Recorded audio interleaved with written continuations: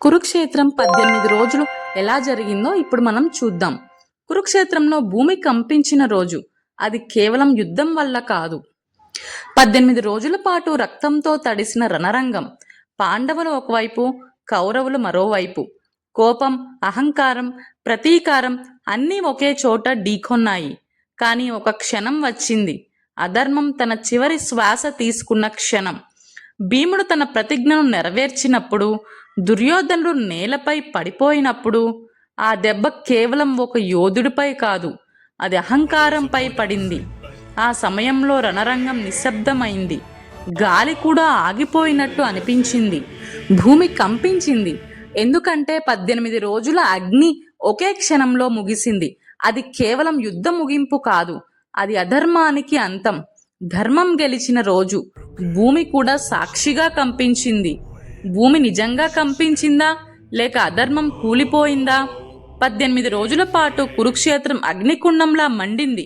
పాండవులు, కౌరవులు, అన్నదమ్ములు ఒకరిపై ఒకరు కత్తులు ఎత్తారు. అది పాండవుల గెలుపు కాదు, ధర్మం గెలుపు. మొదటి 9 రోజులు కురుక్షేత్రంలో ఒక పేరు మారుమోగింది. భీష్ముడు. కౌరవ సేనాధిపతిగా భీష్ముడు రణరంగంలో అడుగుపెట్టిన రోజు. పాండవుల హృదయాల్లో భయం మొదలైంది. అతను సాధారణ యోధుడు కాదు, అతను అజేయుడు, ఇచ్ఛామరణం పొందిన మహానుభావుడు. మొదటి 9 రోజులు భీష్ముడు పాండవ సైన్యాన్ని చీల్చి చెదరగొట్టాడు. అతని బాణాలు మెరుపులా దూసుకుపోయాయి. యోధులు వణికిపోయారు. రణరంగం అతని ఆధీనంలోకి వెళ్ళింది. పాండవులు గెలవాలంటే మొదట భీష్ముడిని ఆపాల్సిందే అని అర్థమైంది. అర్జునుడికే ఆయనను ఎదుర్కోవడం కష్టమైంది. ఎందుకంటే అది కేవలం శత్రువులతో పోరాటం కాదు, తాతతో యుద్ధం. ఆ 9 రోజులు కౌరవుల గర్వం ఆకాశాన్ని తాకింది. పాండవుల హృదయాల్లో భయం వ్యాపించింది. కానీ చరిత్ర చెబుతుంది, ఎంత శక్తివంతుడైనా ధర్మం ముందు గెలవలేడు. భీష్ముడు అజేయుడు, కానీ ధర్మం ఇంకా బలమైనది. భీష్ముడు కేవలం కౌరవ సేనాధిపతి కాదు, అతను కురువంశానికి శక్తి స్తంభం. రణరంగంలో అతని రథం కదిలినప్పుడు భూమి కంపించినట్లు అనిపించింది. అతని బాణాలు వర్షంలా కురిశాయి. పాండవ సైన్యం తట్టుకోలేక కూలిపోయింది. భీముడు కోపంతో రగిలాడు. అర్జునుడు బాధతో తడబడ్డాడు. ఎందుకంటే శత్రువు ఎవరో కాదు, తమ తాతయ్య. అతన్ని చంపడం అసాధ్యం. కురుక్షేత్రం 9వ రోజు. కృష్ణుడు కోపంతో చక్రం ఎత్తిన రోజు. దేవుడు కూడా కోపగించుకుంటాడా?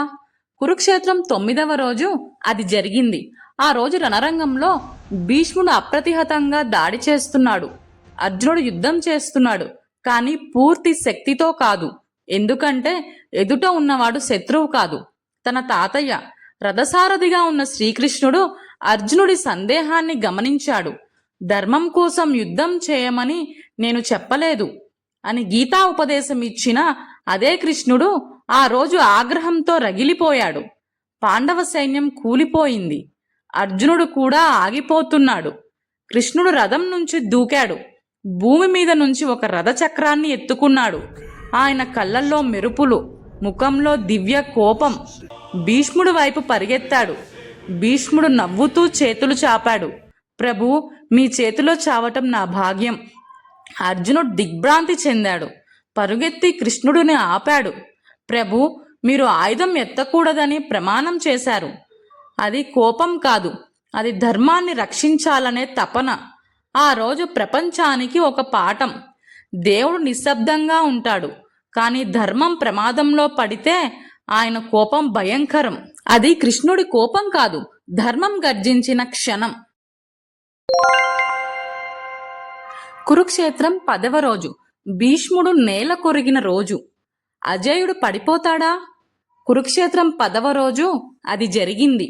9 రోజుల పాటు భీష్ముడు రణరంగాన్ని శాసించాడు. పాండవ సైన్యం భయంతో వణికింది. కానీ ఒక రహస్యం ఉంది. భీష్ముడు శిఖండిపై ఆయుధం ఎత్తడు, ఎందుకంటే అతన్ని స్త్రీగా భావించాడు.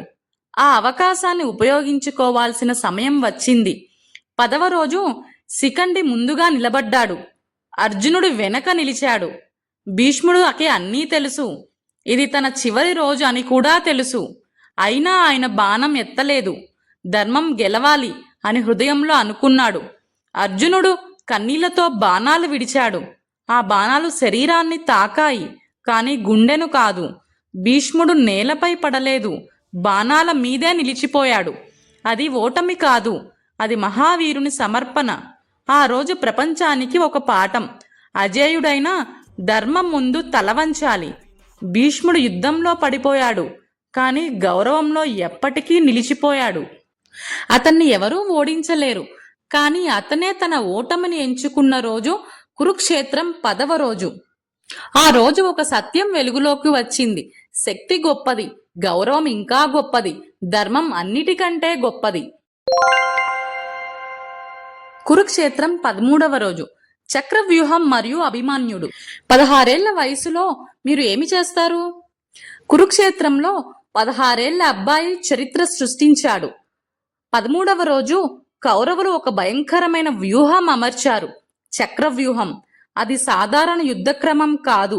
లోపలికి వెళ్లడం తెలుసు, కాని బయటకు రావటం చాలా మందికి తెలియదు. అప్పుడు ముందుకు వచ్చాడు అభిమన్యుడు. అర్జునుడి కుమారుడు, ధైర్యానికి ప్రతిరూపం. నాకు లోపలికి వెళ్ళడం తెలుసు అన్నాడు.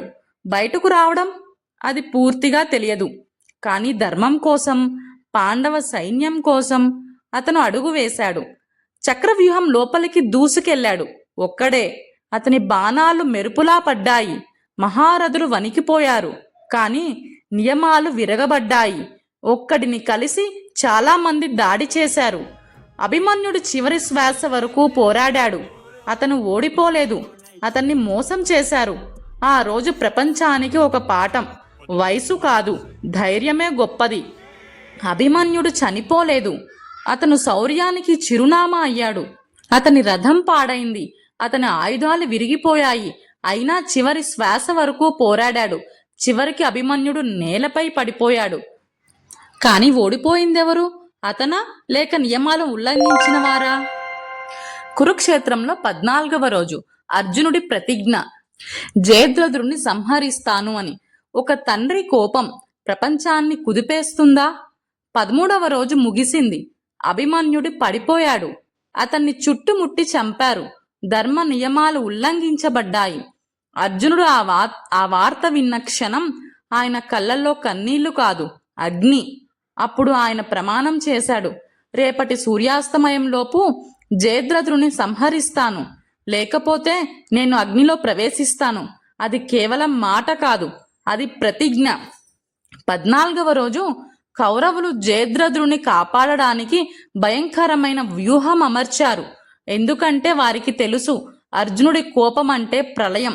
ఆ రోజు యుద్ధంలా లేదు, అది ఒక తండ్రి హృదయ వేదన. అర్జునుడు ముందుకు దూసుకెళ్లాడు. మహారథులు అడ్డుకున్నారు, కానీ ఆయన ఆగలేదు. సూర్యుడు అస్తమించబోతున్నప్పుడు అందరూ అనుకున్నారు అర్జునుడు ఓడిపోయాడు అని. కానీ శ్రీకృష్ణుని మాయ. సూర్యుడు మాయమైనట్లు కనిపించాడు. జయద్రథుడు బయటకు వచ్చాడు. అది చాలు. ఒక్క బాణం, ఒక్క క్షణం. జయద్రథుడు నేలపై పడిపోయాడు. అర్జునుడి ప్రతిజ్ఞ నెరవేరింది. తండ్రి కన్నీళ్లు నిశ్శబ్దంగా ఉంటాయి, కానీ కోపంగా మారితే చరిత్రను మార్చేస్తాయి. కురుక్షేత్రంలో 13వ రోజు. కర్ణుడు వర్సెస్ అర్జునుడు. స్నేహం ఒకవైపు, ధర్మం ఒకవైపు. 17వ రోజు. కురుక్షేత్రం నిజంగా కుదిరింది. ఇది సాధారణ యుద్ధం కాదు, ఇది సంవత్సరాలుగా ఎదురు చూసిన సమరం. కర్ణుడు దుర్యోధనుడు నమ్మకస్తుడు, అర్జునుడు ధర్మానికి ప్రతీక. రథాలు ఎదురెదురుగా నిలిచాయి. భూమి కంపించింది. బాణాలు మెరుపుల్లా దూసుకుపోయాయి. దేవతలు కూడా వీక్షించారని చెబుతారు. కర్ణుడి శౌర్యం అద్భుతం, అర్జునుడి నైపుణ్యం అపూర్వం. ఒక దశలో అర్జునుడి ప్రాణాలకే ప్రమాదం వచ్చింది, కానీ శాపాలు కర్ణుడిని వెంటాడాయి. గురువు పరశురాముడి శాపం, భూమాత శాపం. కర్ణుడి రథచక్రం నేలలో ఇరుక్కుపోయింది. అతను దిగిపోయి దాన్ని పైకి లేపడానికి ప్రయత్నించాడు. ధర్మం ప్రకారం ఆగు అర్జునా అని అన్నాడు, కానీ శ్రీకృష్ణుడు గుర్తు చేశాడు, అభిమన్యుని విషయంలో ధర్మం ఎక్కడుంది? అర్జునుడు గాంధీవాన్ని ఎత్తాడు. ఒక్క బాణం. కర్ణుడు నేలపై పడిపోయాడు. అది ఓటమి కాదు, అది విధి. కర్ణుడు వీరుడే, కానీ ధర్మం వైపు నిలబడని వీరత్వం నిలవదు. అది ఒక మహావీరుని విషాదాంతం. కురుక్షేత్రంలో 18వ రోజు దుర్యోధనుడు ఓడిపోవడం. 18 రోజుల అహంకారం ఒక్క క్షణంలో కూలిపోతుందా? 18వ రోజు కౌరవ సైన్యం దాదాపు నశించింది. మహారథులు పడిపోయారు. కర్ణుడు లేడు. భీష్ముడు బాణాల మంచంపై ఉన్నాడు. ఒక్కడే మిగిలాడు, దుర్యోధనుడు. అతను ఓడిపోలేదని భావించాడు. సరస్సులో దాక్కున్నాడు. కాని యుద్ధం ఇంకా ముగియలేదు. గదాయుద్ధం ప్రారంభమైంది. దుర్యోధనుడు వర్సెస్ భీముడు. ఇది కేవలం యుద్ధం కాదు, ఇది ప్రతిజ్ఞ. భీముడు ద్రౌపది అవమానాన్ని గుర్తు చేసుకున్నాడు. అతని కోపం అగ్నిలా రగిలింది. దుర్యోధనుడు గదాయుద్ధంలో నిపుణుడు. అతని నైపుణ్యం అద్భుతం. ఒక దశలో భీముడే తడబడ్డాడు. అప్పుడు కృష్ణుడు సూచించాడు, తొడను లక్ష్యంగా చేసుకోమని. నియమాలకు విరుద్ధం, కానీ ప్రతిజ్ఞకు అనుగుణం. భీముడు గదను బలంగా ఊపాడు. ఒక్క దెబ్బ దుర్యోధనుడి తొడ విరిగింది. అతను నేలపై పడిపోయాడు. అది కేవలం ఓటమి కాదు, అది అహంకారం కూలిన క్షణం. 18 రోజుల రక్తపాతం, అనేక ప్రాణాలు. చివరికి మిగిలింది ఒక సత్యం. అధర్మం తాత్కాలికంగా గెలిచినట్టు కనిపించవచ్చు, కానీ చివరికి ధర్మమే నిలుస్తుంది. కురుక్షేత్రం ముగిసింది, కానీ ధర్మ విజయం శాశ్వతం.